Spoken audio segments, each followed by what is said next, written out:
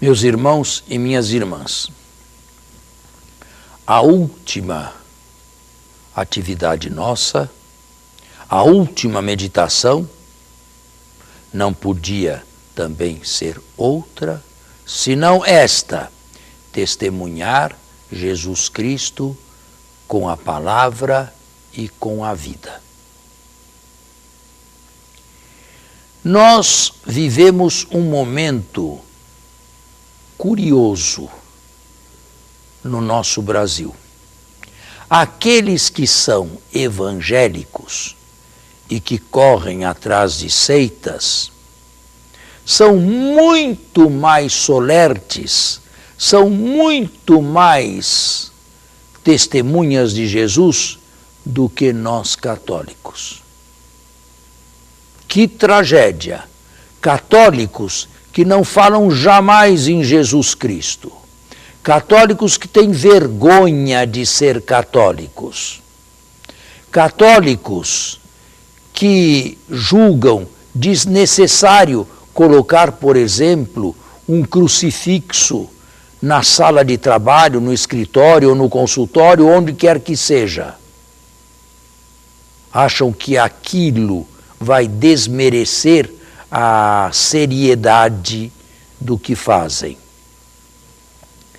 Católicos desse tipo nós temos por demais na igreja. E ela tem que carregar, por vontade de Cristo, um peso enorme, um peso morto, diria eu.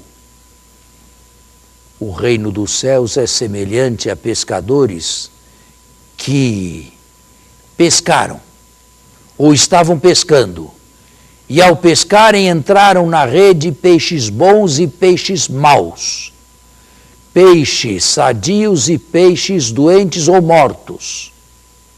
Não importa, entraram todos. Depois, no final dos tempos, sentam-se à praia, mas aí não é mais ação deles, é ação de Cristo, e separam definitivamente os bons dos maus. Nós, na igreja, não podemos fazer isto. Nossa função é uma função, de certa maneira, ingrata. É uma função, toda ela dedicada à formação, à pregação da palavra, sem nada exigir como resultado, sem nada pedir e deixando para que a coleta, boa ou ruim, seja feita apenas no final dos tempos. Somos, com outras palavras, em outra parábola, semeadores. Mas nunca sabemos qual é a semente que cai em terra boa e qual é a semente que cai em terreno pedregoso ou no meio dos espinhos. Somos pessoas que distribuem a palavra de Deus, mas também não sabemos se ela cai num bom coração ou se ela cai num mau coração. Que, antes de mais nada, vem Satanás e a retira lá de dentro toda inteira, de tal forma que aquela pessoa não produz fruto algum. A única coisa que sabemos é que a semente de que somos portadores é de altíssima qualidade. Mas uma semente de altíssima qualidade pode não se dar bem, pode não frutificar num terreno inadequado, num terreno pedregoso, num terreno espinhoso ou na beira da estrada.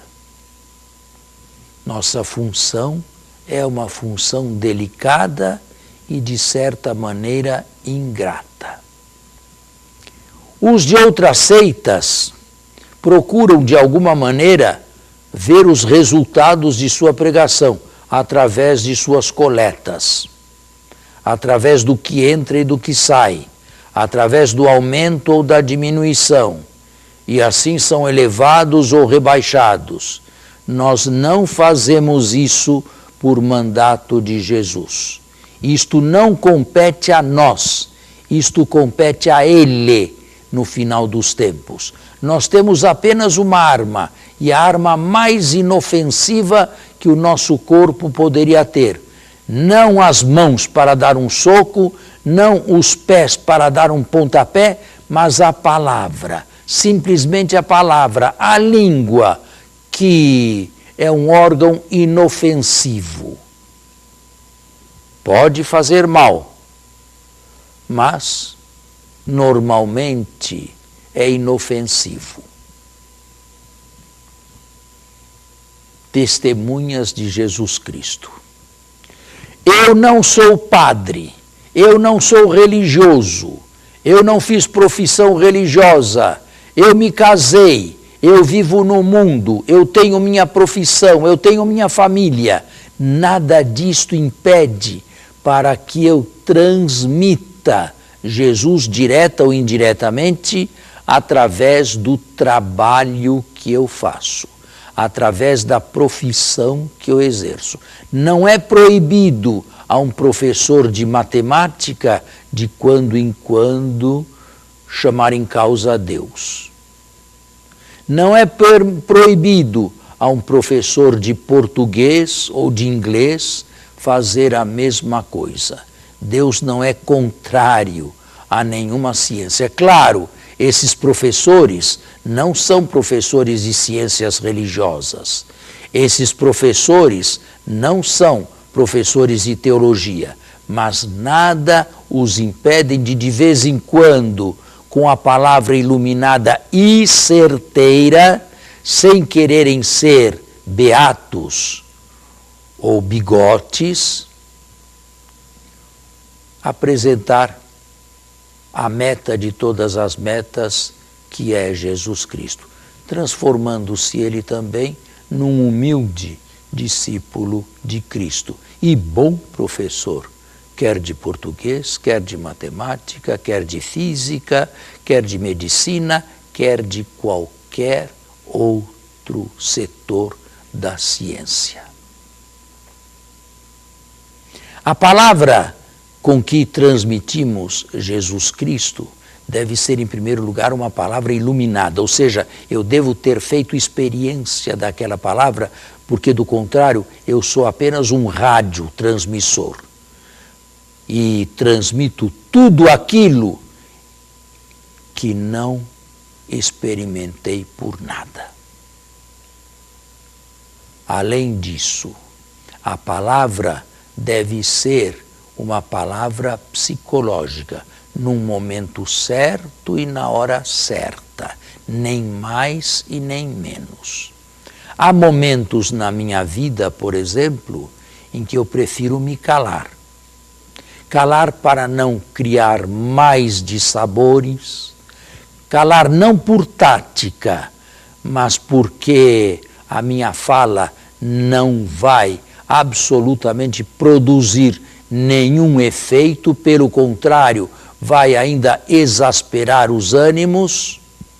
Nesses momentos não é hora de falar, é hora de se calar, porque há um momento para tudo na vida, para falar e para deixar de falar, para falar e para se silenciar, e quem sabe fazer uma oração silenciosa a Deus para que derrame um pouco do óleo de sua consolação, que é o Espírito Santo, naquele coração, muitas vezes tornado pedra ou petrificado para as coisas de Deus. Falar na hora certa, falar a coisa certa, falar sem acanhamento, falar sem falso respeito humano. Lembrados da palavra de Jesus. Aquele que se envergonhar de mim perante os homens, e é o que muitas vezes acontece, eu também me envergonharei dele diante de meu Pai que está nos céus. Quantos pecados de omissão, quantos pecados para não quererem trazer transtornos na vida de ninguém, quantos pecados para deixarem cada um ou cada qual fazer o que querem e buscarem as experiências mais indesejáveis possíveis. A Sagrada Escritura fala de um mudo que estava possuído por Satanás. São Gregório, o Papa, comentando este texto, diz que estes mudos somos muitos de nós. Muitos somos mudos, porque na hora em que convém falar, não falamos. Deixamos que as coisas corram para o seu destino e aconteça o que acontecer, nós nos salvamos. Numa espécie de capa de promoção dos direitos humanos, ou para não ofender ou escandalizar quem quer que seja. Há momentos em que devemos calar-nos, mas há momentos, e são bem maiores, em que devemos falar. E para tanto devemos ter uma sã doutrina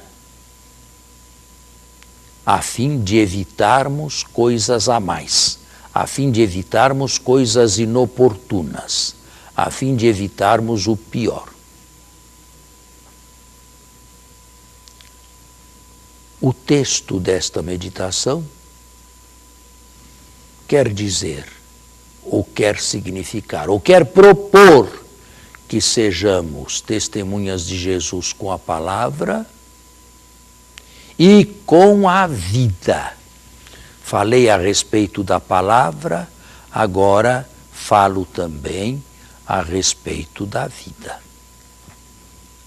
As palavras que não são testemunhadas pela vida não têm nenhum significado. As mais das vezes são palavras inoportunas ou ineficazes, digamos assim. Exemplo, a palavra de um pai que mandasse o filho ir à missa aos domingos, sem que ele nunca lá pisasse. As palavras de uma mãe que fizessem a mesma coisa. As palavras daqueles que, depois de tanto insistirem, são pegos também com a boca na botija e não sabem mais o que dizer ou o que insinuar. Perderam completamente a dignidade, perderam o respeito. Não esperem mais estas pessoas que serão respeitadas, que serão obedecidas, porque se percebe uma falta de conjugação tremenda entre o que se fala, o que se afirma e o que se faz. E eu já fui também testemunha disso. Portanto, os dois testemunhos devem estar igualmente presentes. Testemunhar Jesus porque somos cristãos, porque queremos ser sal da terra e luz do mundo. Testemunhar Jesus porque é a nossa tarefa depois de ter sido o dom recebido. Testemunhar Jesus de uma maneira sadia, de tal maneira, de tal modo que eu possa levar outras pessoas ao seguimento de Jesus. Interessante, os movimentos da Igreja Católica fazem isto. Os católicos simples, não, mas os movimentos fazem.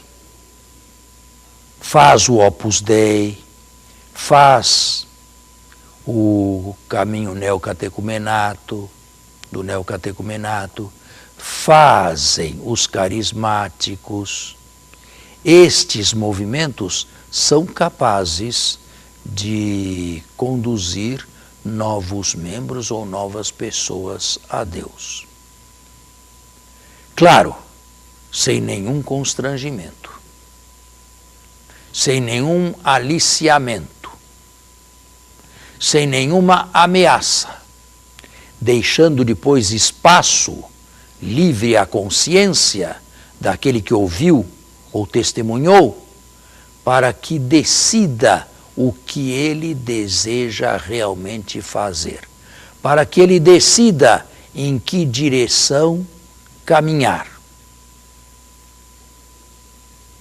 Sim, caríssimos irmãos, não é raro nós padres ouvirmos lamentações de pais e de parentes. Perdemos completamente as rédeas da educação dos nossos filhos. Não nos obedecem mais, fazem o que querem, e o que é pior, andam com más companhias. E alguns já adiantadamente, indo para o submundo da droga e do crime. Que fazer? O padre desta igreja não faz milagre. O que talvez deveria ter sido feito seria olhar para o passado, mas não o fizeram. E agora o passado se torna inútil. Quando se solta o carretel, se vai notando quantas falhas, quantas omissões, quanta falta de educação deixou de ser ministrada, quantos valores deixaram de ser dados, quantas palavras deixaram de ser pronunciadas, quanto testemunho deixou de ser dado. Pais que deram aos filhos apenas testemunhos de como ficarem ricos, de como se exaltarem na própria vida. E agora vem com tristeza o resultado de tudo isso. Que fazer? Bem, a falácia é imaginar que para tudo existe remédio. Existem problemas que são solúveis e busquemos a solução. Existem problemas que não são mais solúveis. Alguns deles o foram no passado, mas agora não são mais. Se este filho já entrou para a maioridade, se este filho é uma pessoa maior, ele responde pelos seus próprios atos perante a lei e não mais está sujeito ao pátrio ou ao mátrio poder. O padre desta igreja não faz milagre, mas os pais que fazem também a nossa tarefa, que nos ajudam, deixaram de fazer a sua. Se o rapaz ou a moça tivessem vindo à igreja, se tivessem participado, teriam tido novos horizontes com os quais se assemelharem. Mas como nunca pisaram aqui, e com as bênçãos ou o beneplácito dos próprios pais, agora não há nada mais a ser feito, a não ser rezar. Rezar para que Deus acompanhe pelo resto da vida aquele que se desencaminhou. Esta oração será uma oração eficaz? Não sei dizer. Esta oração será escutada? Não sei dizer. Esta oração, escutada de alguma forma sempre é, mas qual será o efeito desta escuta? A conversão? Não sei dizer. Esta oração transformará aquele rapaz ou aquela mulher Não sei dizer. Não está nada está em nosso poder depois de um certo tempo precioso, muitas vezes malbaratado. Nós acabamos de fazer um retiro espiritual. 3 dias nós passamos, assim espero, retirados, isso significa retiro, retirados da vida, retirados de suas premências, retirados dos nossos compromissos de cada dia, para nos entregar aos valores eternos, para nos entregar àquilo que nos salva em última análise. Não ao precário, mas ao definitivo. Não sei também qual o efeito que este retiro está tendo nas mentes e nos corações de cada um. Ignoro completamente essas coisas. Existem aqueles que dão fruto 100%, os que dão fruto 60%, os que dão fruto 30% e os que não dão nenhum fruto, porque não estavam preparados para tanto e chegaram a esta câmera de televisão inteiramente distraídos ou curiosos para ver naquele momento o que o padre falaria ou como e de que forma se sairia. Uma coisa eu prometo a cada um dos que fizeram este retiro: usar os talentos que Deus me deu para continuar advertindo, pregando, oportuna e inoportunamente, a tempo e fora de tempo, quer agrade, quer desagrade, através desta rede de televisão que é a nossa rede vida. Uma coisa eu digo: eu celebro na intenção de todos e rezo na intenção de todos. Todos me conhecem, mas eu não conheço ninguém. Eu não sei exatamente o que isto está acontecendo no coração de cada um ou de cada uma. Seja o que for, eu dou graças a Deus. Graças a Deus pelo bem que pude, nestes momentos, realizar na vida e, sobretudo, na espiritualidade de cada um, que através destes momentos de reflexão profunda foram convidados a se revestirem de Jesus Cristo e assim, através da ação do Espírito, serem mais agradáveis ao Pai e serem cristãos de primeira água e serem cristãos sabedores de sua tarefa e de suas responsabilidades neste mundo e no nosso Brasil. Agora é preciso rezar. É preciso orar insistentemente para que estas meditações realizem o efeito para o qual elas foram sonhadas e preparadas. Desejo a todos bom início de Quaresma, tempo de conversão, tempo de colocar tudo isto em prática. E desejo a cada um e a cada uma as graças mais escolhidas de Deus para que se revistam de nosso Senhor Jesus Cristo.